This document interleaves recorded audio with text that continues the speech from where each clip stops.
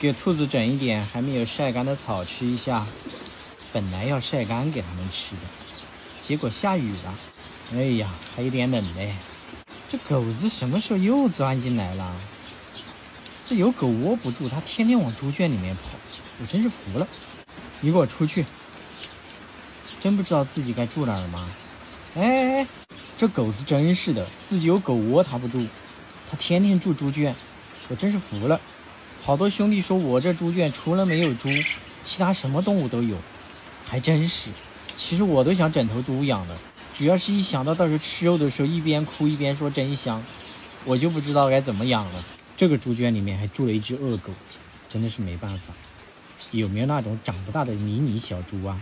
我还真想养一头了，有推荐吗？这个猪圈里面住的是小兔子，先把草送给他们。今天还没开饭呢，怎么就剩3只了？又来了2只。我说小白兔怎么丢了一只？原来跳到猪圈里面来了。再配点兔粮，今天的粮草发放完毕。这一只小黑兔真的是越来越好看了，可惜有点怕人。你们吃吧，我去找一下另外一只小白兔。昨天送了一只小白兔给邻居的，所以外面只剩1只小白兔了。下这么大的雨，它能去哪里呢？该不是冻死的吧？来兔子窝这里看一下，罐子里面也没有，这里也没有，但是这里的鸭蛋有点多啊。每次一发鸭蛋，好多兄弟都要问我要，现在没有受精率，送给你们干啥呢？我先找兔子，等一会儿把这些鸭蛋全部捡回去，测试一下受精率，看一下有没有受精蛋。找了半天，它终于出来了，把它给抓起来，先放一点食物吸引它的注意力。这小家伙不好抓嘞，抓到了！哎呦呦呦呦，别踢我，去找你的小兄弟吧。好，就住猪圈里面。等我准备过来捡鸭蛋的时候，发现有一只鸭子，也不知道在下蛋还是在孵化，观察一下吧。如果它在孵化的话，我就不捡了。这里面也是，这是不准备让我孵化，准备自己孵化吗？晚点看看，不行都捡回去。继续给我的鸡鸭放食物，真是一帮造粪鸡呀，能吃能拉的。鸽子也在这里等着在，这里放一点鸽粮。它每天都在换班，今天又换了3只。玉米搞一场，鸡鸭兔子都可以吃，还有其他的一些小鸟白嫖我的食物，就撒在这里。你们看一下啊，有多少鸟白嫖我的食物？随便一照，这地里面各种各样的鸟都有，等一会儿都会来偷吃。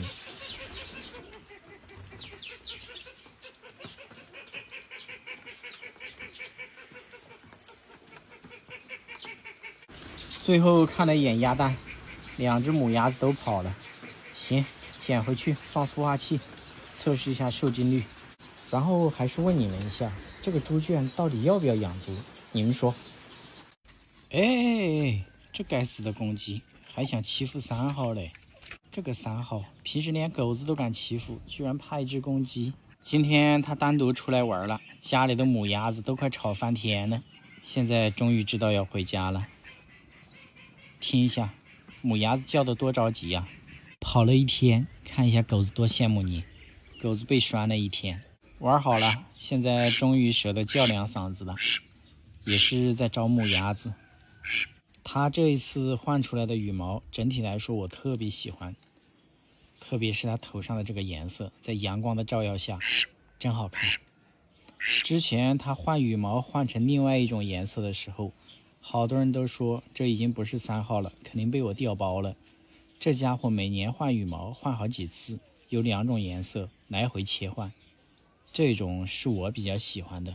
它背面是这个颜色，它的每一根羽毛都特别好看，一定要看细节。让大家近距离的看一下3号身上的羽毛，全部都是花纹，是不是特别有意思？它头上的羽毛没有太阳的时候看不出来，在太阳底下这个金属色真的特别好看。听一下，母鸭子又着急了，你这出去跑了一天，让我们听了一天的噪音，吵死人了。特别是这家伙回来叫两嗓子之后，母鸭子集体开始着急了，都在叫。所以说3号在这几只母鸭子心中的地位还是挺高的。但是母鸭子如果都跑了，它是一点都不慌，根本都不着急去找。我就给你放到这里啊，自己赶紧进去，等一下母鸭子又要开始了。这里还有一只漏网之鸭也跑了，这是跑到哪里去的？这个嘴巴这么有个性。好了，把这个家伙也关起来。看后面狗子，自从把它给拴着之后，只要是我手上有小动物，它就投来了羡慕的目光。等一会儿带它出去溜达一圈吧。前段时间我不是说要给我家这一只母鸽子换一只公的吗？因为它总是下蛋，下的特别多，但是没有孵化出小鸽子。更重要的是，他们这个家族繁殖出来的后代颜色基因特别稳定，所以我想换一下其他的品种或者其他的颜色。结果这个事儿我说出来之后，有几十个兄弟要给我送鸽子，我真的特别感谢你们。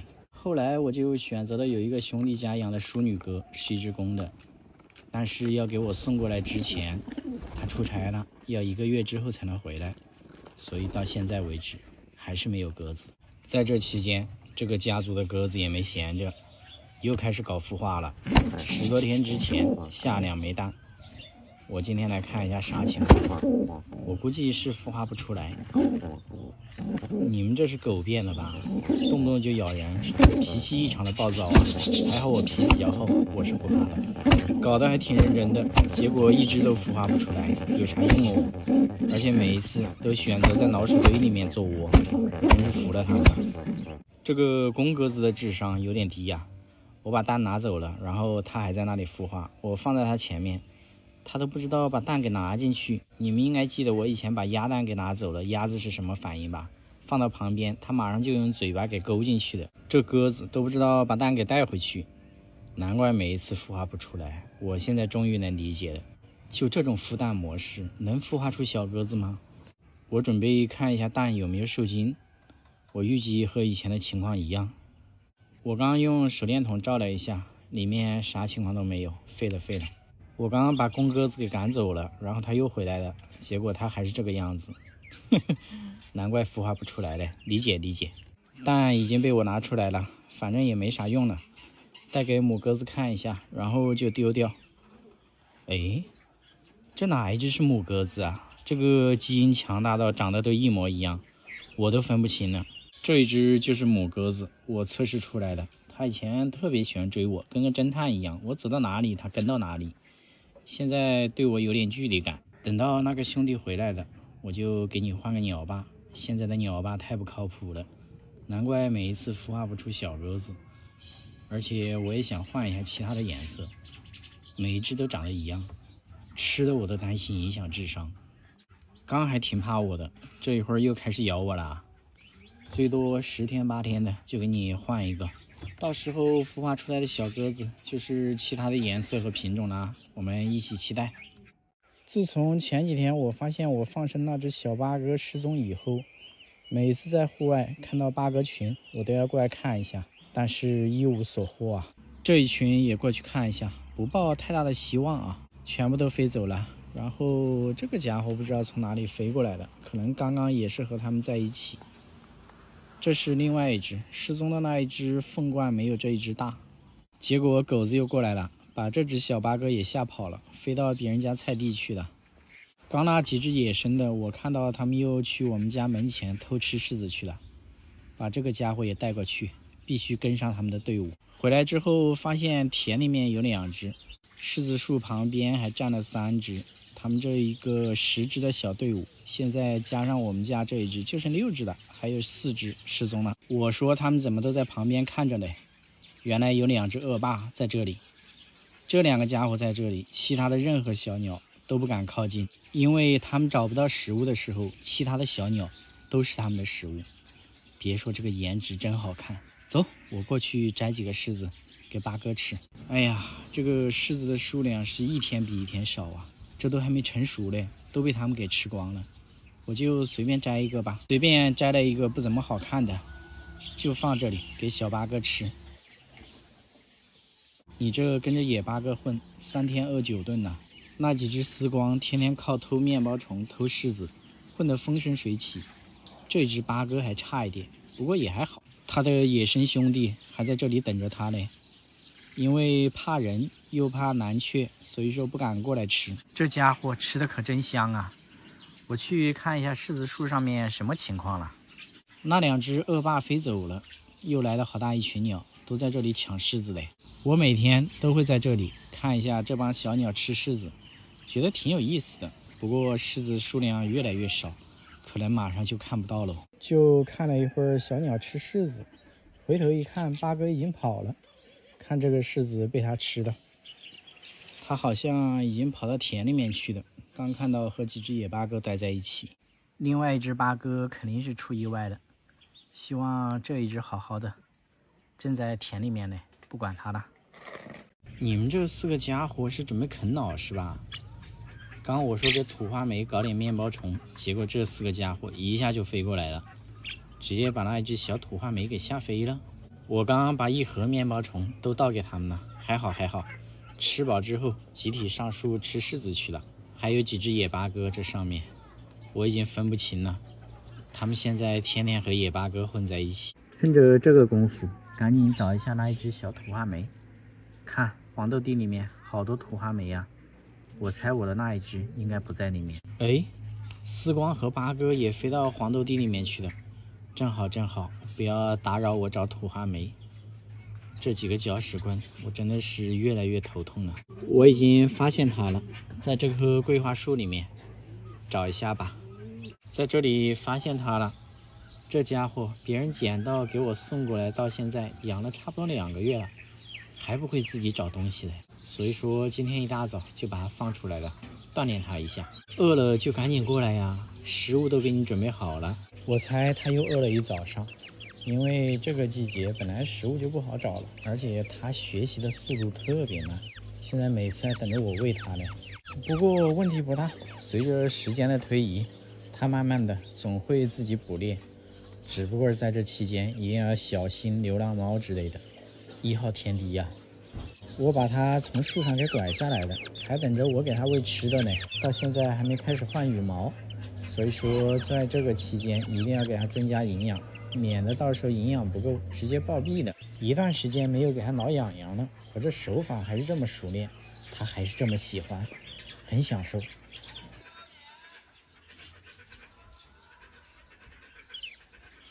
趁着那几只搅屎棍飞走了，赶紧给它搞点面包虫，补充一下营养。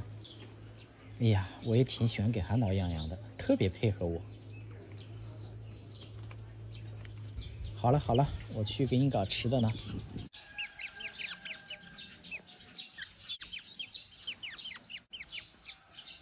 放地上你自己吃吧，免得你总是让我喂你。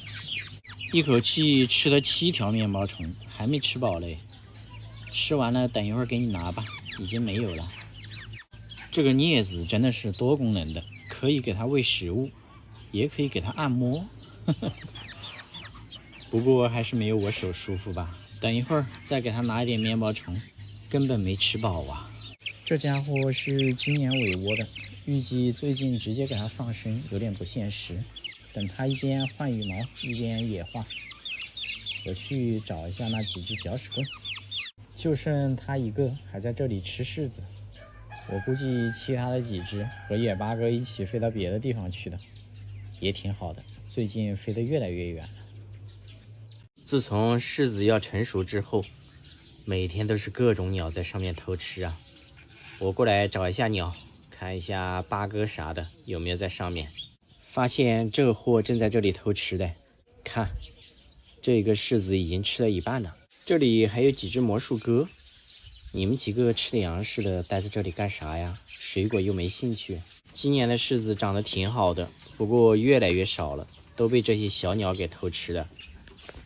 这个柿子已经被吃了一半了，已经成熟了。都这个季节了，蜜蜂还来凑热闹嘞。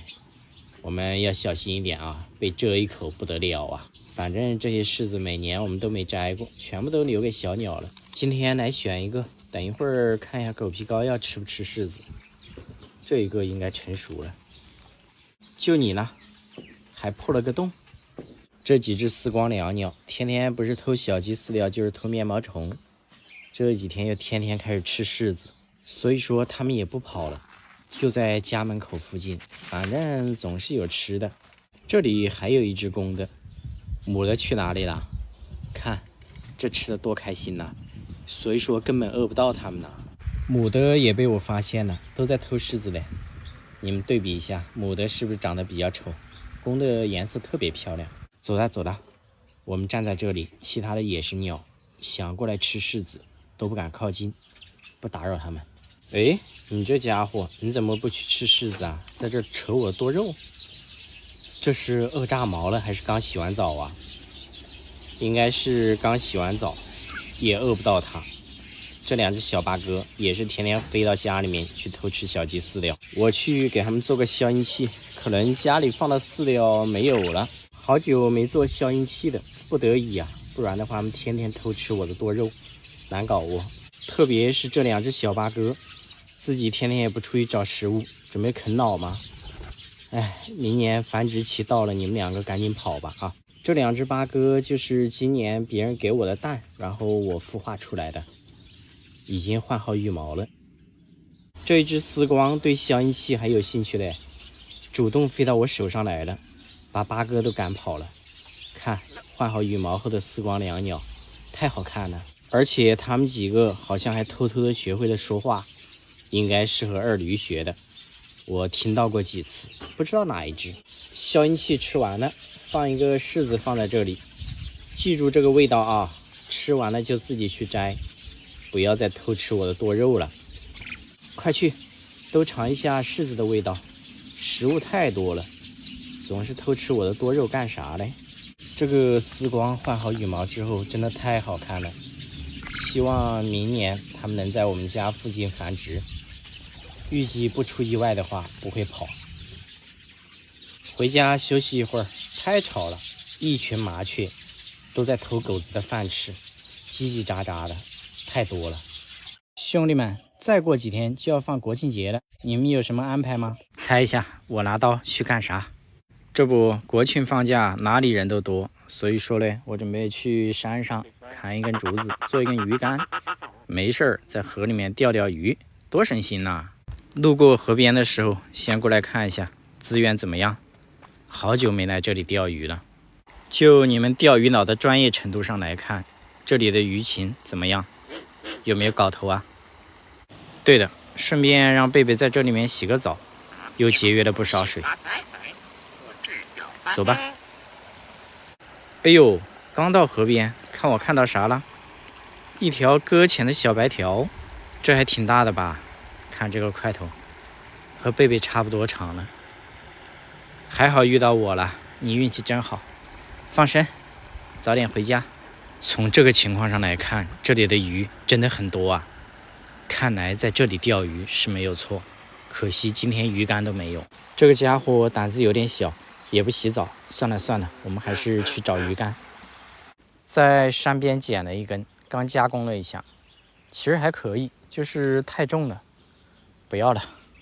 山上好多小动物啊，刚刚两只小松鼠在这里吃板栗，可惜它们的速度太快了，没拍到，尾巴特别大。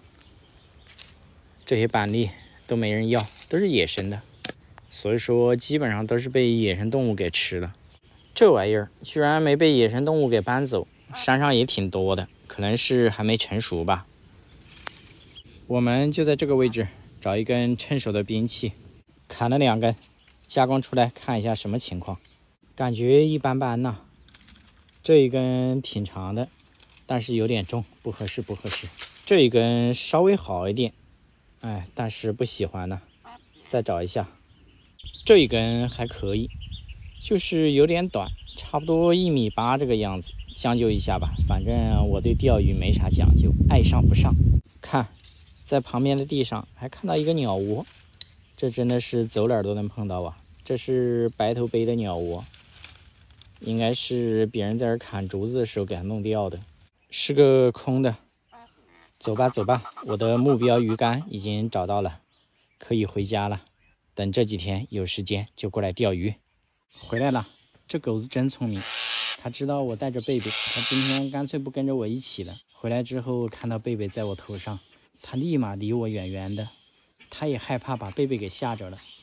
好，国庆节放假，到时候钓鱼我就带你去。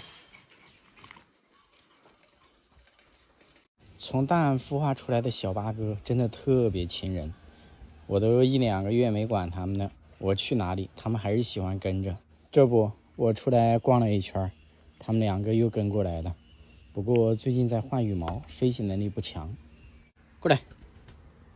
其实我是不想让他们上手的，这2个家伙有一个特点，特别喜欢咬人。哎呦，太痛了，也不知道跟谁学的。好肥呀，这一只基本上都放着在，天天都在偷饲料和面包虫吃，也不自己找食物。这是另外一只，换毛比较慢一点，最近把它关到笼子里面，关了差不多有1个月了。哎呀，原因太多了，没法说。飞行能力它也比较弱一点，所以说也算是对它的一种保护。等羽毛换好之后，就不用管它了。这2个家伙自己偷偷学会了说话，会说过来，别的没听到，没教过。飞一下。以前他们俩形影不离，自从把另外一只关了1个月，现在他们都各玩各的，见面就打架。看，刚刚逛到这里，别人正在浇花嘞，他们2个估计渴了，也不客气啊，直接飞过去就开始喝水。有一只还试图进桶里面洗澡。羽毛换好之后，到明年春季要进行野化训练了。走了，去别的地方。等到时候他们和野生的八哥多混一段时间就好了。然后你们看一下啊，我到田里面来了，我围着这个玉米杆转圈圈，他们2个一直跟着转，追着我，就怕我把他们给丢了。今天这么亲人，我觉得有点反常。等一会儿回去看一下，是不是面包虫吃完了。这围着这里转，再转2圈，我觉得我可能都要转晕了。走了，回去。刚还给他们抓了几个蚂蚱，我回去看一下到底什么情况。今天这么亲人。回来之后一看，的确是放的面包虫都被他们吃完了。然后昨天买回来的面包虫还没拆开嘞，他们吃不到，难怪这么亲人。但是也难不到他们哦，就一会儿的功夫，袋子就被他们啄破了，开始在吃了。好吧，从现在开始有吃的，又不会理我了。总之吧，这些家伙就是谁能给他提供食物，他就跟谁好，其实一点感情都不讲。要说有感情，也就贝贝对我是真爱。他的羽毛也换好了，一出来把2只小八哥都吓跑了，每次出来都要暴揍他们一顿，所以说现在已经怕他了。前段时间大家都说他丑嘞，现在不丑了吧？而且这个羽毛还没有彻底换好，凤冠还会再高一点，再等几天就差不多了。就他是真爱呀，也不咬人，也不问我要吃的，特别棒。赶紧把水倒掉了，看一下，还好还没死。我真的是打死都想不到有一天这个家伙会钻到这个瓶子里面去。被我发现之后，赶紧把水给全部倒掉了。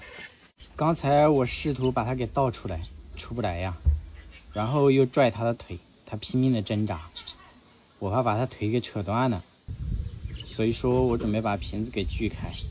这下好了吧？浪费我一个储存水的瓶子。不过这个家伙还活着，也是万幸，求生欲特别强，爪子的抓力还行，应该是没啥事儿。这要换成其他的鸟，可能早都淹死了。我真的很好奇它钻到瓶子里面是去干啥去了。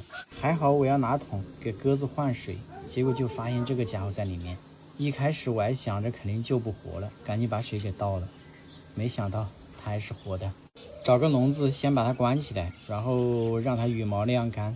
现在温度特别高，不需要用吹风机给它吹。就这里吧，可能半个小时羽毛就干了。等一会儿我们再过来看一下，看起来问题不大。